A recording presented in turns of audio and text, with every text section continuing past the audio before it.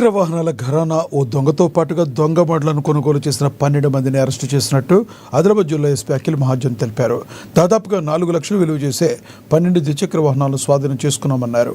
శనివారం ఆదిలాబాద్ పట్టణంలోని 2 town police స్టేషన్లో ఏర్పాటు చేసిన మీడియా సమావేశంలో వివరాలు వెల్లడించారు. ఈ కేసులో 13 మందిపై 2 టౌన్ పోలీస్ స్టేషన్లో కేసు నమోదు చేసినట్టుగా తెలిపారు. ఆసుపత్రిలో టార్గెట్గా ఈ ఘరానా దొంగ చౌహాన్ శ్రవణ్ కుమార్ దొంగతనాలు చేస్తున్నట్టు తెలిపారు. ఆదిలాబాద్ నిర్మల్ జిల్లాలో ఇప్పటి వరకు కూడా 11 దొంగతనాలు చేసినట్టుగా నమోదైనట్టుగా వివరించారు. వాహన నెంబర్లను చేసెస్ నెంబర్లను మార్చి నకిలీ నెంబర్లను ఏర్పాటు చేసి వాహనాలు నడుపుతున్నట్లుగా తెలిపారు.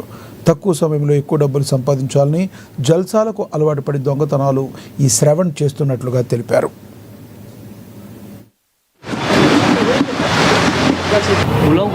ఓకే, 2 టౌన్ పరిధిలో లాస్ట్ 3-4 మంత్స్ నుంచి రిమ్స్ హాస్పిటల్లో కొన్ని బైక్ దొంగతనం అవుతున్నాయి. దీనికోసం ఒక 2 టౌన్ సిఐ ఆధ్వర్యంలో అండ్ డిఎస్పీ ఆధ్వర్యంలో ఒక టీమ్ ఫామ్ చేయడం జరిగింది. దానిలో పీర్ సింగ్ ప్రొబేషనర్ ఎస్ఐ చాలా మంచి పని చేసి వాళ్ళ అక్యూజ్డ్కి పట్టుకున్నారు. అక్యూజ్డ్ పేరు రమేష్. ఇదని యాక్చువల్గా నెరేడిగొండ మండల్ లోకల్ అండ్ ఇప్పుడు కౌటాలో ఉంటున్నారు బోత్ మండల్లో.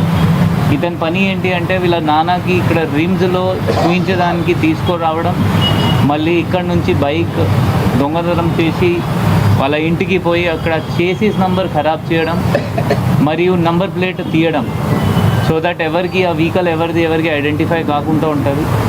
మళ్ళీ ఇతను వాళ్ళ ఫ్రెండ్స్కి ఆల్మోస్ట్ 12 ఫ్రెండ్స్కి నోన్ పీపుల్ అన్నోన్ పీపుల్కి ఆ దొంగ బైక్ అమ్మడం జరిగింది.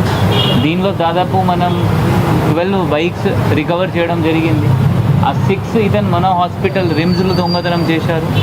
ఇంకా 5 వెహికల్స్ ఇతను నిర్మల్లో హాస్పిటల్ నుంచి దొంగతనం చేశారు చెప్తున్నారు. దానిలో కూడా నిర్మల్లో కూడా వాళ్ళకి ఇన్ఫర్మేషన్ ఇవ్వడం జరిగింది. ఒక బైక్ అసలే ట్రేస్ కావట్లేదు, అది కూడా మనం ట్యాంక్ నంబర్ నుంచి ఐడెంటిఫై చేస్తాము. సో ఇతను ఏం చేశారంటే అన్నీ చేసిన నంబర్ ఖరాబ్ చేసిన తర్వాత మరియు నంబర్ తీసిన తర్వాత ఇతను స్టోలన్ ప్రాపర్టీ ఇతను చాలా తక్కువ రేట్ 5,000, 4,000, 6,000కి ఒక్కొక్క బైక్ అమ్ముకున్నారు. దీనిలో మనం ఎవరైనా కొనుక్కున్నారు వాళ్ళు కూడా తెలిసిన కొనుక్కున్నారు ఈ దొంగ వెహికల్. ఎందుకంటే 5,000లో ఒక బైక్ వస్తుంది వితౌట్ నంబర్ బైక్ వాళ్ళకి తెలుసు, మరియు చేసిస్ నంబర్ ఖరాబ్ చేశారు. వాళ్ళకి కూడా దీనిలో రిసీవర్ ఆఫ్ స్టోలన్ ప్రాపర్టీలో వాళ్ళకి కూడా కేసులో ఇన్వాల్వ్ చేయడం జరుగుతుంది. వాళ్ళకి కూడా ఇప్పుడు మెజిస్ట్రేట్ ముందు ఇతనితో సహా మెజిస్ట్రేట్ ముందు ప్రొడ్యూస్ చేయడం జరుగుతుంది. సో ఈ కేసులో మనం రిమ్స్ డైరెక్టర్కి అండ్ కలెక్టర్ గారికి కూడా రిక్వెస్ట్ చేశాము, లెటర్ రాసాము. ఈ రిమ్స్లో ఒకటి ఇది బైక్ పార్కింగ్ టెండర్ లాగా ఏర్పాటు చేయండి, సో దాట్ ఈ దొంగతనం ఇంకా తగ్గిపోతుంది. మనం బస్ స్టాండ్లో మరియు రైల్వే స్టేషన్లో మరియు రిమ్స్లో పర్మనెంట్గా ఒక పికెట్ కూడా మనం ఏర్పాటు చేశాము.